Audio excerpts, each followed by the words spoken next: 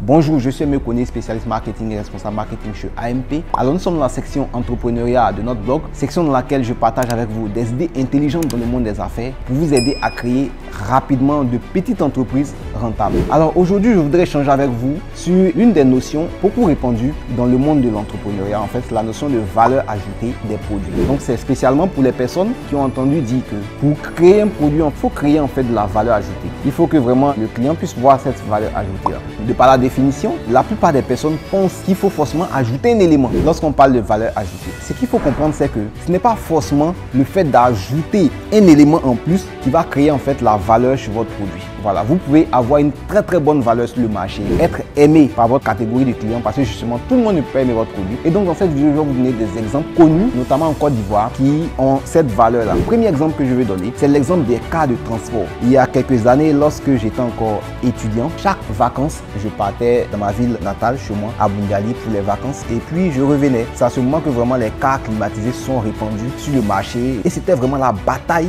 des cars climatisés à Bungali. Toutes les gars avaient des cars climatisés. Et certains clients comme moi vraiment détestaient la climatisation. Je n'étais pas habitué à la climatisation. La plupart de ceux qui quittaient Bungali, nos parents et tout ça, n'ont pas l'habitude de travailler. En tout cas pour ceux qui ne sont pas dans les administrations et les entreprises publiques. Ils sont venus voir les enfants à Abidjan, ils rentrent dans une car climatisée. En réalité, qu'est-ce que les entrepreneurs ont fait? Ils ont ajouté quelque chose. Ils sont passés des cars non climatisés à des cars climatisés. En principe, on devait dire que c'est de la valeur. C'est de la valeur, oui, pour certaines personnes. Pour tous les salariés qui sont là-bas, qui sont dans les banques à Bungali, dans les entreprises publiques, ils sont habitués à la climatisation. Ceux qui devaient s'habiller en veste et tout ça, ils étaient à l'aise. Par contre, pour nous autres qui n'étaient pas habitués à la climatisation, ils étaient très mal à l'aise. Et la plupart des clients fermaient les orifices de la climatisation au cours du voyage. Et ce qui faisait qu'avant la fin du voyage, ça congelait, ça faisait de la glace. Et après, ça fondait, ça commençait à mouiller les sièges. Donc, voyez-vous, ce n'est pas parce qu'ils ont ajouté de la climatisation que moi, en tant que client, je suis satisfait. On voit la valeur à partir du moment où les clients, c'est ce qu'ils recherchent. J'aurais préféré être dans un car non climatisé. Donc d'abord, éviter la climatisation qui me fatiguait. Deux, et puis payer moins cher. Pourquoi? Parce que les cars non climatisés étaient moins chers. Je crois que c'était 9 000 francs. Et pour venir à Abidjan, il fallait payer 12 000 francs, quelque chose comme ça. Voilà. Donc vous imaginez, ce n'est pas parce que le car était climatisé qu'il a forcément apporté de la valeur.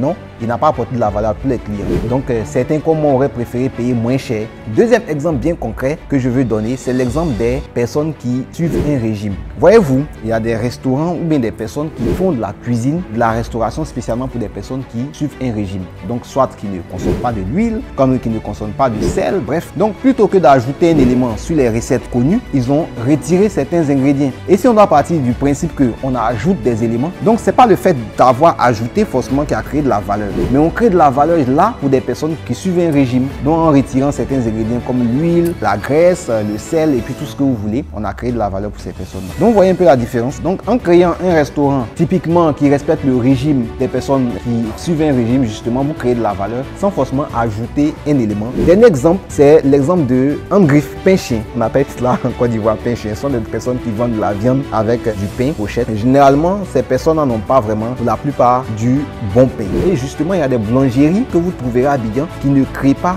des pains excellents. Vous vous demandez mais comment ils trouvent des clients? Qui sont les clients? Vous allez voir, il y a toujours des vélos qui viennent avec des sacs là, qui ramassent des baguettes de pain qui vont donner à ses clients. Donc, comme on dit en Côte d'Ivoire, il y a son client. Et c'est de la valeur. C'est pas parce qu'ils n'ont pas amélioré leurs produits à un niveau de perfectionnement comme les boulangeries à la française qu'on trouve dans les rues d'Abidjan, à Cocody, au plateau et tout ça. C'est pas parce qu'ils n'ont pas fait cela que leur produit n'a pas de valeur. Non, ils ont leurs clients.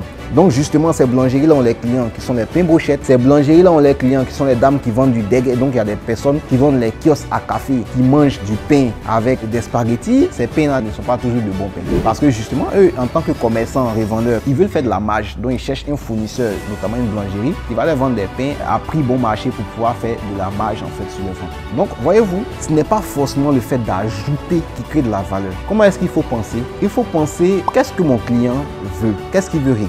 Lorsque vous partez de cette notion-là ou bien de cette manière de réfléchir là maintenant vous créez un produit qui est adapté au client. Comme on le dit, on ne vend pas à tout le monde, vous vendez toujours à une section. Donc qu'est-ce que cette catégorie-là veut? Donc quand je crée un produit pour ce type de client-là, maintenant je crée de la valeur justement pour ce type de client. Donc vous l'aurez bien compris, ce n'est pas le fait d'ajouter un élément en plus qui crée la valeur, c'est le fait de résoudre le problème du client, ce qu'il veut réellement. Donc je termine cette vidéo en disant à tous ceux qui nous écoutent pour la première fois, si vous cherchez à créer des produits qui ont de la valeur, que vos clients vont aimer, je vous invite à télécharger un extrait gratuit de notre livret, les 2 clés universelles pour réussir en affaires. Vous trouverez le lien au-dessus ou en dessous de cette vidéo. Alors je vous dis à très bientôt pour une prochaine vidéo. Bye bye.